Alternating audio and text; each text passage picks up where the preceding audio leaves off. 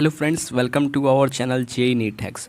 और आज हम बात करेंगे कि जीरो फैक्टोरियल की वैल्यू 1 होती है, ये हम कैसे प्रूव कर सकते हैं। सबको पता होता है कि जीरो फैक्टोरियल की वैल्यू जो होती है वो 1 होती है, बट ये किसी को पता नहीं होता है कि जीरो फैक्टोरियल 1 कैसे होता है। ये किसी को पता नहीं होता है और ना ही हम जानने की कोशिश करते हैं। सो आज हम जानेंगे कि जीरो फैक्टोरियल 1 कैसे होता है। तो सबसे पहले बात करते हैं कि फैक्टोरियल का मतलब क्या होता है। तो मैं आप लोग को बता दूं कि फैक्टोरियल वर्ड जो है, वो जो फैक्टोरियल का जो लॉजिक था वो यूज किया था क्रिश्चियन क्रैम्प ने पहली बार, और बताया था कि इससे हम लोग काफ़ी ईजिली मैथ्स को थोड़ा इजी कर सकते हैं, जो कि हम लोग परमुटेशन एंड कम्बिनेशन में यूज करते हैं फैक्टोरियल का। सो इसको काफ़ी ईजिली यूज कर सकते हैं और अपने मैथमेटिक्स को, अपने कैलकुलेशन को ईजी कर सकते हैं। सबसे पहले बात कर लेते हैं कि फैक्टोरियल का मतलब क्या होता है। सो हम लोग जानते हैं कि 1 फैक्टोरियल का मतलब क्या होता है, 1 होता है। उसी तरह 2 फैक्टोरियल का मतलब क्या होता है, 2 into 1 which is equal to 2। उसी तरह 3 फैक्टोरियल का मतलब होता है 3 इंटू 2 इंटू 1। मतलब किसी भी n फैक्टोरियल का मतलब क्या होता है, n factorial into n-1 factorial, n-2 factorial and so on up to 1। ठीक, तो इसी तरह क्या होता है 4 फैक्टोरियल क्या होता है, 4 इंटू 3 फैक्टोरियल, और उस तरह से उसकी वैल्यू हम लोग लिख सकते हैं। 5 फैक्टोरियल मतलब 5 into 4 factorial which is equal to 120। So factorial का मतलब क्या हुआ कि हम लोग इस तरह से फैक्टोरियल को लिख सकते हैं। सो फैक्टोरियल का हम लोग बेसिक फार्मूला बना सकते हैं क्या, कि n+1 factorial is equal to n+1 into n factorial.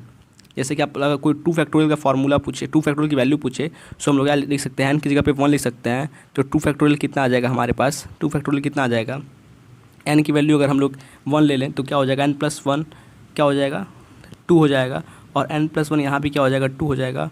और n फैक्टोरियल क्या मतलब, n हम लोग जो लिया है, n हम लोग ने 1 लिया है, सो इंटू 1 फैक्टोरियल, और इसकी वैल्यू क्या आ जाएगी, 2 आ जाएगी। सो ये जो फार्मूला है वो सारे फैक्टोरियल निकालने के लिए, आप लोग किसी भी फैक्टोरियल के फार्मूले को निकालने के लिए, किसी भी फैक्टोरियल की वैल्यू को निकालने के लिए यूज कर सकते हैं। सो ये क्या था, हम फैक्टोरियल का बेसिक नॉलेज जो सबको पता होगा, जो सबको पता होता है, लेकिन जो सबको नहीं पता होता है कि जीरो फैक्टोरियल 1 क्यों होता है, ये किसी को पता नहीं होता है। और आज हम देखेंगे, इसको प्रूव करेंगे कि कैसे जीरो फैक्टोरियल 1 होता है। सो हम लोग ने देखा कि ये क्या है, हमारा बेसिक फार्मूला है। इससे हम लोग किसी भी फैक्टोरियल की वैल्यू को निकाल सकते हैं और सब कोई इसको ईजिली निकाल सकता है। सो हम लोग बात करेंगे अब कि जीरो फैक्टोरियल 1 कैसे होता है और इसको हम लोग कैसे प्रूव कर सकते हैं, इसको हम लोग देखते हैं। सो आइए देखते हैं कि जीरो फैक्टोरियल 1 कैसे होता है और इसको काफ़ी ईजिली हम लोग कैसे प्रूव कर सकते हैं। सो जीरो फैक्टोरियल की वैल्यू हम लोग को निकालनी है कि 1 कैसे होती है, जो प्रूफ करना है हम लोग को। तो आइए हम लोग देखते हैं।